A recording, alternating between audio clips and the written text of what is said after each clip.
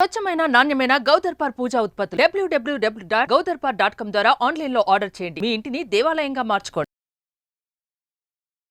నమస్తే రమగారు. నమస్తే జయ. రెగ్యులర్ గా మనం వినే విషయమే భార్యాభర్తల మధ్య మనస్పర్ధలు, గొడవలు, విడిపోవటం. వీటిని సర్దుకుందాం, అడ్జస్ట్ అవుదాం అనే మెంటాలిటీ లేకపోవటం వల్ల విడిపోవడం అనే దాకా వెళ్ళిపోతున్నారేమో అనిపిస్తూ ఉంటుంది. ఇది ఎంతవరకు అలవర్చుకోవాలి? అంటే నాకేమనిపిస్తుంది అంటే పెళ్లికి ముందే ఈ మనస్తత్వం ఉంటే, వాళ్ళకి బై బర్త్ ఇలాంటి నేచర్ ఉందనుకోండి, సర్దుకుపోయే తత్వం, లేకపోతే పెళ్ళైనా అంతే కదా. సో చిన్నప్పటి నుంచే ఆ సర్దుకుపోయే తత్వం, అడ్జస్ట్ అవ్వటం, కొంత టైం ఇవ్వటం, వెంటనే ఏదైనా ఇష్యూ అయితే అడిగేసి కడిగేసి పారేసి కన్నా కాస్త టైం తీసుకోవటం, ఇలాంటివి చేస్తే ఆఫ్టర్ మ్యారేజ్ ఏమన్నా చిన్న చితక ఇష్యూస్ వచ్చినా అడ్జస్ట్మెంట్ ఉంటుందేమో అని అనిపిస్తూ ఉంటుంది. మీరేమంటారు? దీన్ని కలపకూడదేమో జయ. నీకు విషయాలకి జనరల్గా అడ్జస్ట్మెంట్లు వేరు, మ్యారిటల్ లైఫ్లో అడ్జస్ట్మెంట్స్ వేరు. వేరే రమగారు? వేరే. ఎందుకంటే మ్యారిటల్ లైఫ్లో ఓన్లీ అడ్జస్ట్మెంటే కాదు, కొంత ప్లెజరు, సంతోషము, కలిసి ఉండటము ఉంటాయి కదా. అవతల వాళ్ళ తాలూకు డబ్బు, దశకము, వాళ్ళ సెటిల్మెంటు, వాళ్ళ మంచితనం, లేదా వాళ్ళ తాలూకు వీళ్ళ మీద ఉన్న డిపెండెన్సీ, వీటిని బట్టి అంత తెగిపోదేమో అనిపిస్తుంది. ఇప్పుడు ఎలా ఉందంటే ఈ కాలంలోనే కొంచెం లేట్ మ్యారేజెస్ ఒకటి, లేదా పెళ్ళిళ్ళల్లో కొంచెం పెద్దవాళ్ళు నచ్చజెప్పి చేసే పెళ్ళిళ్ళు, వీళ్ళు చేసుకునే పెళ్ళిళ్ళల్లో కూడా వస్తుంది, మనమే చేసేసుకునే వాటిలో కూడా. ఇక అవతల వాడు మారడు అని డిసైడ్ అయిపోతారు. మారడానికి అవతల వాళ్ళకి అవకాశం ఇవ్వట్లేదు. ఇప్పుడు ఏదో కొంతమంది ఏమో ఇది ఈగోల, అవతల వాడు మారడానికి ఏ అవకాశం, ఒకటి మారడు, ఇతను ఇంతే, ఏం చెప్పినా ఇంతే, ఎవరు చెప్పినా ఇంతే, అతను విండు, అవన్నీ నేను ట్రై చేశాను అంటారు. ఏం చెప్పినా కూడా చెప్పాల్సిన విధంగా చెప్పే వాళ్ళతో చెప్పించటము అలా ఏం చెయ్యరు, మానేస్తారు. ఇంకొంతమంది ఏమో ఇంకా లైఫ్ లాంగ్ ఇలాగే పడాలా, నా వల్ల కాదు అని తెంపేసుకునే వాళ్ళు ఇంకొంతమంది. ఇంకో చోట ఎట్లా ఉంటుంది, ఇద్దరు కదా కొట్టుకునేది, ఒకళ్ళు ఎవరితోటైనా మాట్లాడడానికి కూర్చోడానికి ఇష్టపడతారు, రెండో వాళ్ళు చచ్చినా మాట్లాడడానికి కానీ కూర్చోడానికి కానీ ఇష్టపడరు. అంటే కంప్లైంట్లే చెప్పి, ఇష్యూ వచ్చినప్పుడు థర్డ్ పర్సన్ అంటున్నారా? కంప్లైంట్లే చెప్పి నేను వీడితో ఉండను, లేదా నేను దీంతో ఉండను అని తేల్చేస్తారు. పెళ్ళి ఎప్పుడు కూడా జూదమే చేయ. అది ఓను బ్లడ్ రిలేషన్లో పెళ్ళిళ్ళు చేసుకున్నా, మేనమామని చేసుకునేటప్పుడు, మేనమామ కొడుకుని చేసుకునేటప్పుడు, చిన్నమ్మమ్మ కొడుకుని చేసుకున్నా, వదిన తమ్ముడినో అన్నయ్యనో చేసుకున్నా కూడా ప్రాబ్లమే, జూదమే. ఎందుకంటే సరే ఇదైందా, తర్వాత లవ్ మ్యారేజెస్, స్కూల్ అప్పటి నుంచి ఫ్రెండ్స్, కాలేజీల్లో అయిపోయాక ఉద్యోగాలు వచ్చాక చేసుకుంటారు. ఇది వీళ్ళకి ఒకళ్ళ గురించి ఒకళ్ళకి తెలియడానికి ఎంత ఎక్కువ అవకాశం ఉంది. అయినా సరే కొలీగ్స్ ప్రేమించి పెళ్లి చేసుకుంటారు, ఎక్కడో దారే ఫ్రెండ్స్ అట్లా ఏదైనా పెళ్ళిళ్ళల్లో కలిసి అక్కడ ఇక్కడ పెళ్ళిళ్ళు చేసుకుంటారు. ఇది కాకుండా పెద్దవాళ్ళు చక్కగా నచ్చజెప్పి, చక్కగా పెళ్లి చూపులు చూపించి, 5-6 ఆడపిల్లలను చూపించి, వీళ్ళు కూడా 6-7 మగపిల్లలను చూసి, అమ్మాయిలు ఒకటితో కాసేపు మాట్లాడి, ఓహో వీడికి మనకి ఏదో సెట్ అవుతుంది అని ఆలోచించి చేసుకునే పెళ్ళిళ్ళు కూడా, ఇన్ని రకాల పెళ్ళిళ్ళు కూడా గ్యాంబ్లింగే. ఎందుకంటే ఎప్పుడు కూడా మనం కలిసి ఉంటేనే కానీ అవతల వాళ్ళ పూర్తి స్వారస్యం మనకి తెలీదు. నెంబర్ 1, కలిసి ఉంటే కానీ అవతల వాళ్ళ ఇంటాలరెన్స్, భరించలేనితనము, అసహనము ఏమిటి అనేది కలిసి ఉంటే కానీ తెలీదు. మనం పూర్తిగా వాళ్ళకి ఓన్ అయిపోతేనే కానీ వాళ్ళలో ఓనర్షిప్ క్వాలిటీస్ ఎట్లా ఉంటాయి అనేది అప్పటిదాకా మనకు తెలియదు. కొంతమంది కాచి కాపాడాలని చూస్తారు, మనకి ఇష్టం ఉన్నా లేకపోయినా నా సంగతి నేను చూసుకోగలను అని మనం మొత్తుకున్నా సరే వాళ్ళు వినరు. ఈ బొమ్మ నాది ఇలాంటి భావాల్లో ఉంటారు. ఎవరితో మాట్లాడకూడదు, ఎక్కడికి వెళ్ళకూడదు, అమ్మా నాన్నలకి ఇంపార్టెన్స్ ఇవ్వకూడదు, అంతా నాకే ఇవ్వాలని ఆడ అనుకోవచ్చు, మొగ అనుకోవచ్చు. ఇక్కడ ఫ్రిక్షన్స్ మొదలవుతాయి. ఓకే. దీంతో పాటు ఫ్యామిలీ సెంటర్ అవుతాయి. ఏ పెళ్లిలో అయినా ఫ్యామిలీ ఇన్ఎవిటబుల్ కదా, దాని పక్క పెట్టలేం, ఉంటుంది. ఎక్కడో మరి ఇల్లు వదిలి వెళ్ళిపోయే వాళ్ళు, ఏ ఫారిన్ కంట్రీస్లో పారిపోయిన వాళ్ళకి ఫ్యామిలీలు ఉండవు, కానీ తక్కువ. మనం ఏ కథ విన్నా ఫ్యామిలీ వెనకాల ఉంటుంది ఎంతో కొంత, వాళ్ళదో వీళ్ళదో. ఒక్కోసారి వీళ్ళది డామినేటింగ్, ఒక్కోసారి వాళ్ళది డామినేటింగ్, ఒక్కోసారి వాళ్ళిద్దరు కొట్టుకుని వీళ్ళకి తగాదాలు పెడతారు. ఈ మొత్తం సినేరియోలో ఇప్పుడు చూడు, టూ వేరు పర్సన్సే కదా వీళ్ళిద్దరు. అవునా? పెళ్ళి అంటే ఇద్దరు వేరు వ్యక్తుల, వేరు సమాజాల, వేరు కల్చర్ల కలయిక. అవును. ఇది ఇలాగే ఉంటుంది అని అడ్జస్ట్ అయితే అడ్జస్ట్మెంట్ కుదురుతుంది. ఓకే. దీనికి లొంగి ఉండాల్సిందేననే భావజాలం పురాతనమైంది, పాతకాలపు భావజాలం. పెళ్ళైపోయింది కదా ఇంకేం చేస్తాం అనుకునే వాళ్ళు అడ్జస్ట్ అవుతారు. ఇప్పుడు ఆ సమాజం లేదు. లేదు. ఇప్పుడు అది లేదు. ఇప్పుడు మనం ఎవరితో మనకు ప్రాబ్లం, ఒక భార్య భర్త, సింపుల్గా ఏ బి తీసుకుందాం. ఏ కేసు వేరు, బి కేసు వేరు. ఏ కేసులో అమ్మాయి అన్ని దాని ఇష్టారాజ్యమే, అంతా దాని ఇష్టమే, ప్రతిదీ నాకు నేను అనుకున్నదే చేయాలి, నాకు నచ్చినట్టే చేయాలి. ఒక చిన్న తేడా చేసినా తను ఏ పని చేయదు, ఎవరికి ఏం చేయదు. వాళ్ళు ఏదైనా ఇంత తేడా చేయగానే వాళ్ళు తేడా చేశారంటుంది. మధ్యలో వీళ్ళకి కాంజుగల్ లైఫ్ ఏదో సరిగ్గా ఉండదు. వీళ్ళిద్దరూ కలిసి ఓ డాక్టర్ దగ్గరికి వెళ్ళాలో, ఓ సైకాలజిస్ట్ దగ్గరికి వెళ్ళాలో, అది వెళ్దామంటుంది, వీడు రాడు. అమ్మాయికి మానసిక సమస్య, అబ్బాయికి శారీరక సమస్య. వీళ్ళు మాట్లాడుకుని 2 చోట్లకి వెళ్ళి దీన్ని సర్దుకుంటే పెళ్ళి సర్దుబాటు అవుతుంది. ఎవరో ఒకళ్ళే సర్దుకుని వెళ్తాము, రెండో వాళ్ళు వెళ్ళము అంటే ఈ పెళ్లి సక్సెస్ కాదు. ఇది ఆత్మహత్యలకు కానీ విడాకులకు కానీ దారితీస్తుంది. ఓకే. ఇది ఏ రకం పెళ్ళి. బి రకం పెళ్ళిళ్ళు ఇప్పుడు సస్టైనబుల్గా నడుస్తున్న పెళ్ళిళ్ళు. వీళ్ళకి ఇద్దరికీ సమస్యలు ఉంటాయి, శారీరక మానసిక సమస్యలు, ఫ్యామిలీ ఇష్యూస్ కూడా ఉంటాయి. కొట్టుకుంటూ ఉంటారు కానీ కలిసే ఉంటారు, కలిసే తమ సమాజాన్ని ముందుకు నడిపిస్తూ ఉంటారు. అది హెల్దీయా అని మొన్న ఒకళ్ళు అడిగారు నన్ను. అది హెల్దీయేనా? టాక్సిక్ రిలేషన్షిప్ ఎందుకు అది కంటిన్యూ చేయాలి అని. నువ్వు విడిపోతావు, ఏమిటవుతుంది?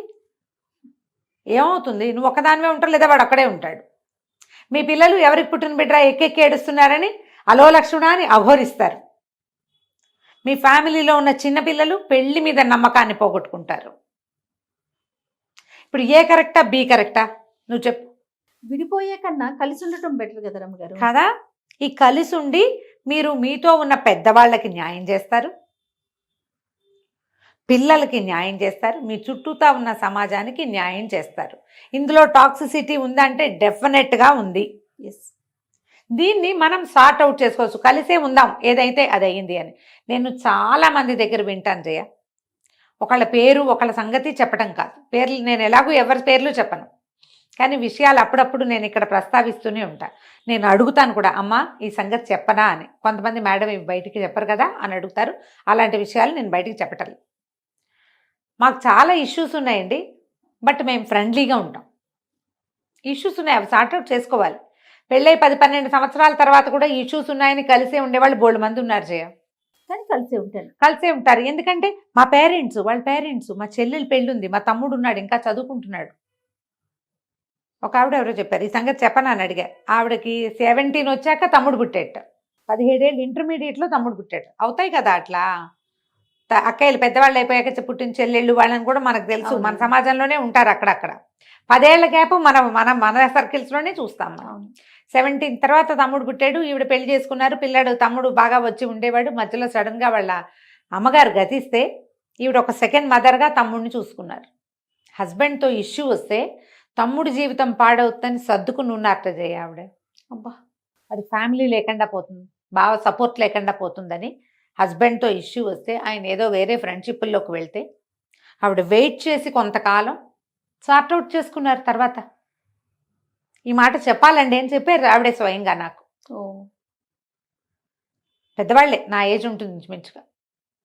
ఒక 4-5 ఏళ్లలో నేను ఓర్పు పట్టినందుకు నేను మా తమ్ముడు కోసం ఓర్చుకున్నా, కానీ అది చివరికి ఒక 4-5 ఏళ్లలో అవతల సమస్య తీరిపోయింది. మా హస్బెండ్ కూడా రియలైజ్ అయ్యారు నేను పొరపాటు చేశాను అని చెప్పి, సార్ట్ అయిపోయింది. అది ఈ విషయం తెలిసి ఆవిడ ఫ్రెండ్స్లో ఒకళ్ళిద్దరు, అదే నువ్వు చేస్తుంటే మీ ఆయన ఇలా చేసేవాడా అని అడిగారు. చేసి ఉండకపోవచ్చు, నువ్వైతే ఊరుకుంటావా? మనం కూడా అడుగుతాం, ఇదే నేను చేస్తే నువ్వు ఒప్పుకుంటావా అని. నువ్వు చెయ్యవు, అతను చేస్తాడు. చేయటం అతని నైజం అయితే చేయకపోవటం నీ నైజం కదా. అంతేనా? అలా ప్రశ్నించక్కర్లా. ఇలాంటప్పుడు మనం దేనికోసం ఆగేమో, ఏ జీవితం కోసం, ఒక తమ్ముడు జీవితం కోసం ఆగితే నీ జీవితం కూడా సార్ట్ అవుట్ అయింది. ఏదైనా ప్రాబ్లం వచ్చినప్పుడు అది ఒక్క దెబ్బతో ఒక్క దాంతో తీరదు. నీకు సమస్య కూడా ఒక రోజుతో రాదు, స్లోగా వస్తుంది కదా. కాలక్రమాన సమస్యలు పెరుగుతాయి. కాలక్రమాన సమస్యలు తీరటానికి మీరు కొంచెం ఓపిక పడితే ఎప్పుడు బెటర్మెంట్కి అవకాశం ఉంటుంది. ఎక్కడో తీరని సమస్యలు ఉంటాయి, లేవని నేను అన్నా. ప్రతిదానికి కాలం సమాధానం చెప్తుందని థెరపిస్ట్లే సమాధానం చెప్తారు, సైక్రియాటిస్టులు, మ్యారేజ్ కౌన్సిలర్సే సమాధానం అని నేను అంటలేదు. కానీ టైం ఇచ్చి చూడడం అవసరం అని మాత్రం చెప్పాలని అనిపిస్తుంది. డివోర్స్ దాకా వచ్చేసాక కూడా రిపెంట్ అయ్యి నేను పొరపాటు చేస్తున్నానా అని ఏడ్చి మొత్తుకునేవాళ్ళు, అయ్యో ఇలా అయిపోతున్నా తప్పు చేస్తున్నానేమో అని ఫీల్ అయ్యేవాళ్ళు ఉండరా? ఉంటారండి డెఫినెట్గా. బోల్డంత మంది ఉంటారు. డివోర్స్ అయిపోయాక ఎందుకు చేశామా ఆ, అని బాధపడే వాళ్ళు కూడా ఉంటారు. ముందుకి వెళ్ళలేరు, వెనక్కి రాలేరు. వెనక్కి రాలేరు. అవును. ఒక ఒక పెళ్ళాం ఏదో అమ్మాయితోటి పడలేక అమ్మాయిని డివోర్స్ ఇచ్చి ఇంకో పెళ్లి చేసుకుంటే దాక్కున్న చోటకి దయ్యం వచ్చినట్టు ఇది ఇంకో రకం. అంతే కదా. ఇది ఇంకో రకం. మొదటి రకమే బెటర్ అనిపిస్తుంది ఒక్కొక్కసారి. అవును. మీరు వెయిట్ చేయకపోవటం తప్పు కదా. ఇప్పుడు ఇదివరకట్లాగా సమాజం మనం సంసారం ఇదివరకు చెప్పేవాళ్ళు రోగం రట్టు సంసారం గుట్టు అని. ఇప్పుడు రోగము రట్టే సంసారము రట్టే చేసుకోవాలమ్మా. ఇదివరకు రోగం రట్టు చేసి అందరికీ చెప్పుకుంటే వైద్యుడు సరైన వాడు దొరుకుతాడని నమ్మేవాళ్ళం. ఇంటి విషయాలు చెప్పకూడదు. ఇప్పుడు చెప్పుకోవాలి. ఇది చాలా రోజుల పాటు కాంజుగల్ లైఫ్ స్టార్ట్ చేయని పిల్లలు చాలా కాలం వాళ్ళిద్దరి మధ్య ఫిజికల్ రిలేషన్ లేదు.